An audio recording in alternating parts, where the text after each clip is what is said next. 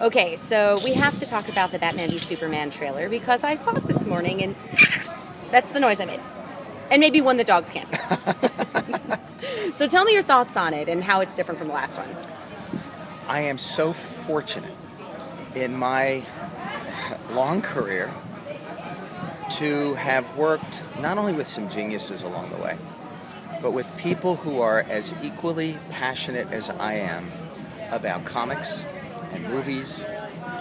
And whenever you have an opportunity to be involved in a project with a filmmaker who you know is a fanboy at heart, who you know loves a character, cares about it, and then has a definitive vision for how to bring it to the screen, and you believe and trust knows how to execute that vision, I can't think of a higher high to be on in this business. So over the years, we've been so lucky to have people like that involved. And now, on the heels of Tim Burton and Chris Nolan, to have Zack Snyder and his wife Debbie, who really care, is just terrific. It was really cool, and we got to see a glimpse of Wonder Woman, which you know I am a fan of. So so tell me a little bit about what we saw, else we might see with her, if you can. I would just like to talk kind of with my fanboy hat on, yes, as opposed to my producer hat. Well, you are wearing a Batman hat, so... I am. And Wonder Woman underoos, but please don't tell anybody. I'm in therapy for this right now. As a kid growing up, I am old enough to have bought off the newsstands Brave and Bold 28 that introduced the Justice League. And it was one of the two most mind-boggling comic book experiences of my youth. Second one being Superman Annual #1, a 25-cent comic book. It was incredible for me to think that because of something I set in motion 35 years ago, when I was in my 20s and acquired the rights to Batman for movies, to make dark and serious Batman movies, to think from here to there to there to there, thanks to all these amazing filmmakers and writers and actors and executives and all the great people who churn out the comic books every single week for all of these decades, that we've gotten to a point where we can bring the Justice League to life, and that the technology has caught up to the movie making.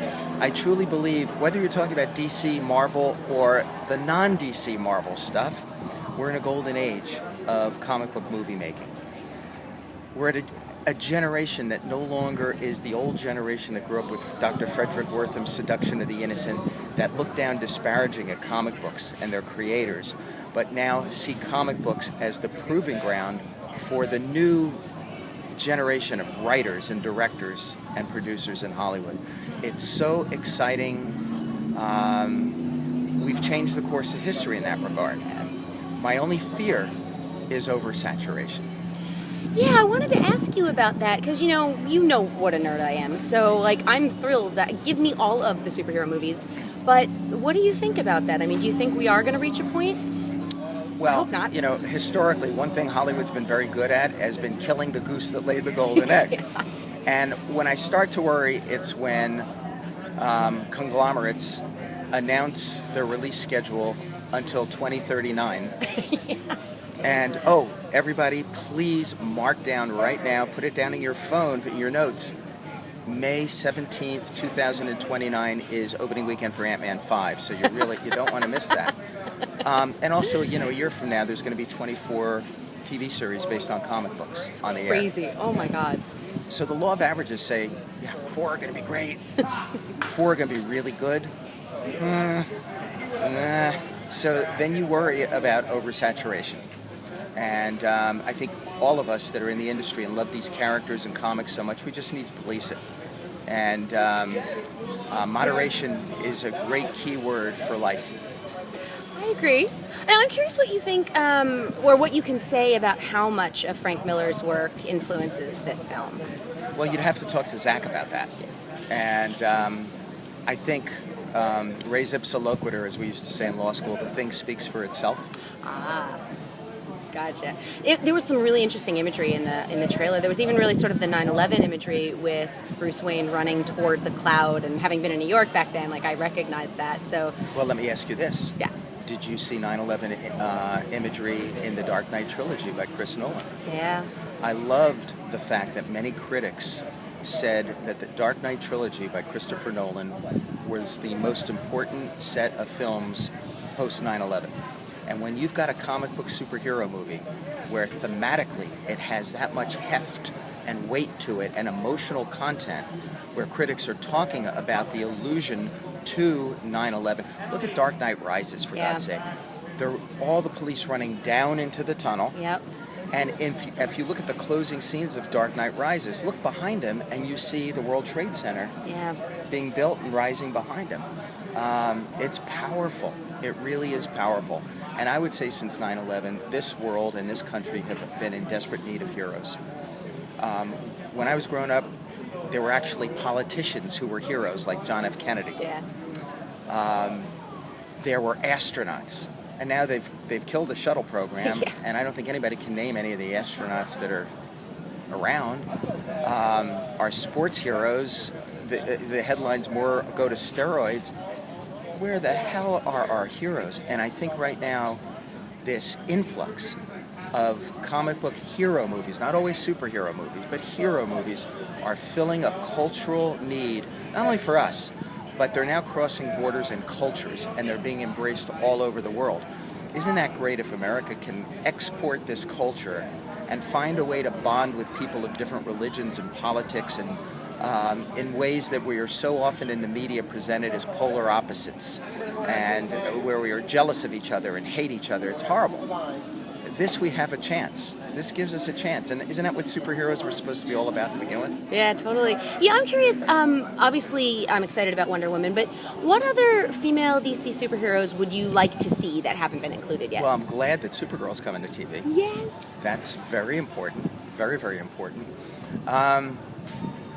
Female figures in comic books.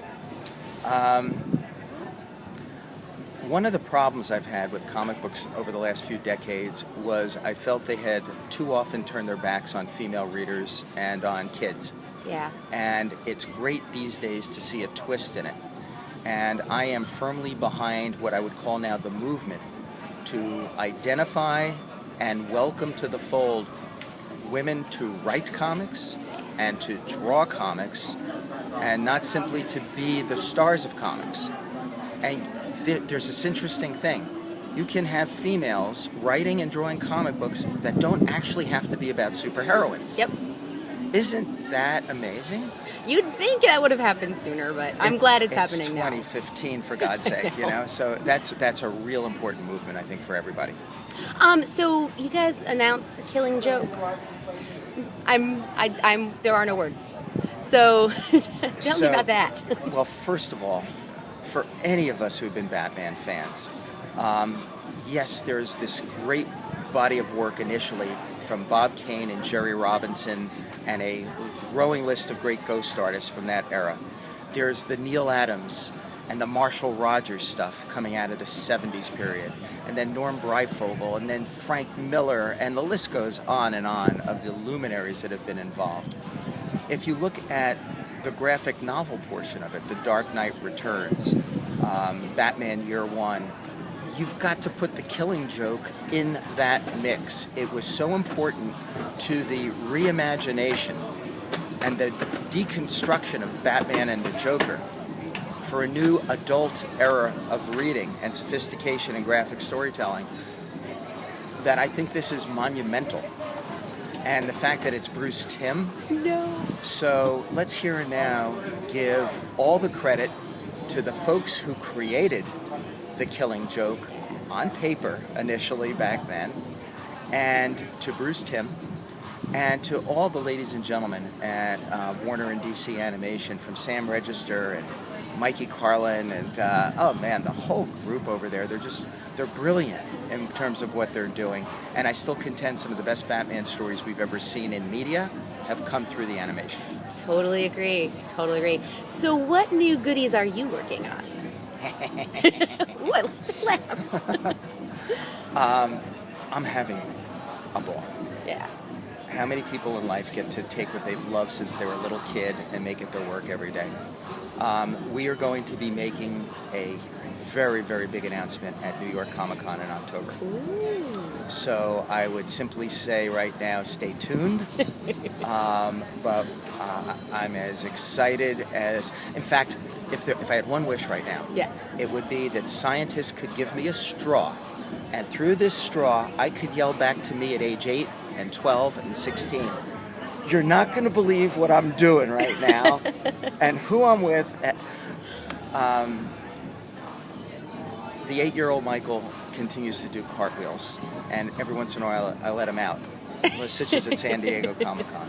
So I'm thrilled, and I'm thrilled to be part of this and to have begun this journey so long ago, and then with all these great filmmakers and stars and writers and artists. And man, it's just the best I can imagine. That's so cool. All right, well, finally, I do have to ask you what your favorite nerdy item in your house is.